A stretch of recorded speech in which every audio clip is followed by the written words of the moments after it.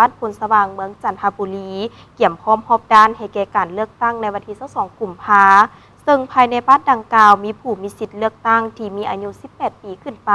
เป็นมีจำนวน 2,562 คน และมีทั้งหมด 3 หน่วยเลือกตั้งทานสนะนิโกรอินทิราชในบ้านพลสว่างเมืองจันทบุรีนครหลวงจันทร์ได้ให้สัมภาษณ์ต่อทีมข่าวโทรภาพนครหลวงจันทร์ของพวกเขาว่า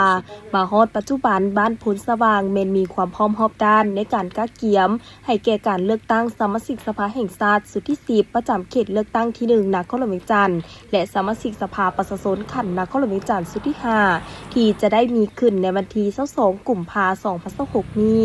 ซึ่งคณะกรรมการคณะรับผิดชอบขันธ์บ้านพร้อมด้วยอำนาจการปกครองบ้านได้สุ่มใส่จัดตั้งปฏิบัติทุกวิการอย่างตั้งหน้าสำหรับพลเมืองของบ้านพลสว่างมีทั้งหมด 4,117 คน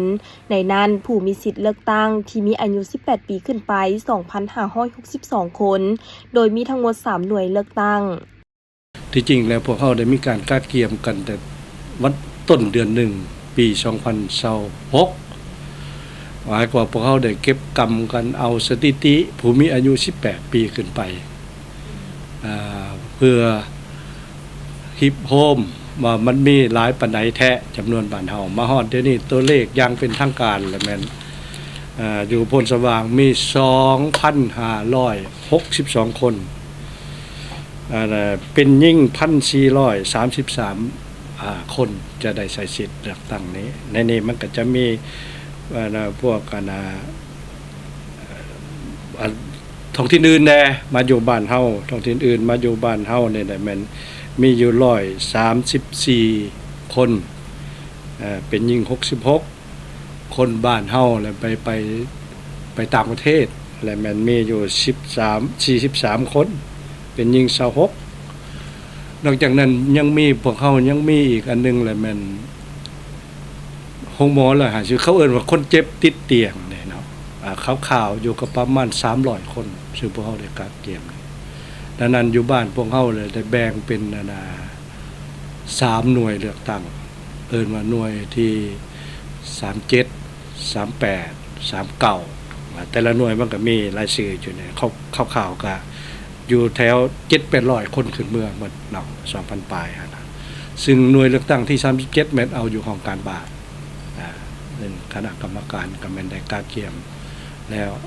ปัจจุบันในก็แม่นได้เผยแพร่ให้พ่อแม่ประชาชนรับทราบหมดแล้วโฆษณารับรู้หมดแล้วและพร้อมกันนั้นก็แม่นเขียนรายชื่อคือสิให้สำเร็จในมื้อนี้มื้ออื่นนี่แหละและให้ส่งถึงมือประชาชนผู้มีสิทธิ์ไปปอนบัตรเลือกตั้งเนาะอันนั้นเป็นทุกหน่วยแม่นพวกเฮาได้เตรียมความพร้อมหมดแล้วหมายความว่าหน่วยอยู่ของการบ้านก็มีคณะกรรมการทั้งหมดควบคุมบัตรแล้วกรรมการป้องกันอนุกรรมการนับคะแนนบ่รวม15 ฐานและก็หน่วยที่38แม่นอยู่สมาคมคนพิการซึ่งแม่นอยู่หั่นก็ได้กาเกียมมาแล้วและหน่วยที่39แม่นของเมืองจันทบุรีนะเทียบใส่เมืองจันทบุรีเขาเอิ้นหน่วย36 37 38 39แม่นอยู่ของโรงเรียนประถมพลสว่างคาดว่าการเขียนรายชื่อผู้มีสิทธิ์ปอนบัตรเนี่ยจะให้สำเร็จบ่กายวันพุธมื้ออื่นพวกเฮาจะได้สรุปกันส่งถึงมือประชาชนและอื่นๆพวกเฮาได้กาเกียมเรื่องเวทีภาษาความขวัญโฆษณาตามกันได้ติดอยู่หลายจุดอยู่ตลาดอยู่โรงหมออยู่โรงเรียนอยู่สมาคมคนพิการอันนี้ก็ได้สุกอยู่ขบวนการถือว่าพวกเฮาว่ารวมแล้วมาฮอดปัจจุบันเนี่ยพวกเฮามีความพร้อม 99% แล้วยังแต่บ่ทันรอท่ามือปอนเท่านั้นแหละในใดกาสิปฏิบัติตามจิตใจสีนำของกันทึงโดยเฉพาะแม้นการรับประกัน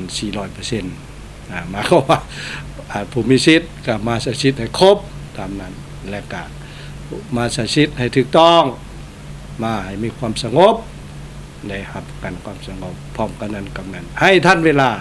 ซึ่งผ่านมาในพวกเขาก็อยู่ในอันดับแถวหน้าของเมืองจันทบุรีได้ปีกายในแม่นอันดับที่3พุ่นได้เนาะเพราะว่าพลเมืองเขาหลายแต่สำหรับบทเรียนในการเลือกตั้งเนี่ยพวกเขาเนี่ยมัน เป็นสมัยที่6แหละพวกเขาเฮ็ดเวียกเรื่องการเลือกตั้งแต่ปี2001ขึ้นมาไหนคณะกรรมการพวกเขาเนี่ยนะก็ถือว่าก็มีบทเรียนหลายสมควรเชื่อได้ว่าชุดนี้ก็เสียงสิรับประกันเนื้อในจิตใจที่ทางการถึงสินำมาหั่นแหละ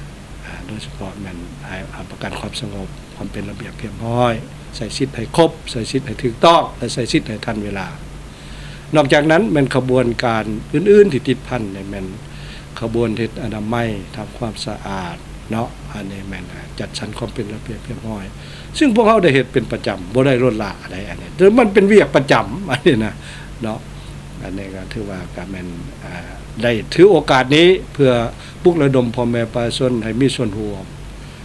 ในการขบวนการต่างๆในโอกาสดังกล่าวท่านในบ้านพลสว่างยังได้เรียกร้องให้ประชาชนก็คือผู้มีสิทธิ์ป้อนบัตรเลือกตั้งออกมาใช้สิทธิ์ของตนเลือกเอาผู้ที่มีความรู้ความสามารถและเหมาะสมเพื่อเป็นตัวแทนของประชาชนเข้าไปเฮ็ดเวียกอยู่สภาแห่งชาติและสภาประชาชนณ เคารพเวียงจันทน์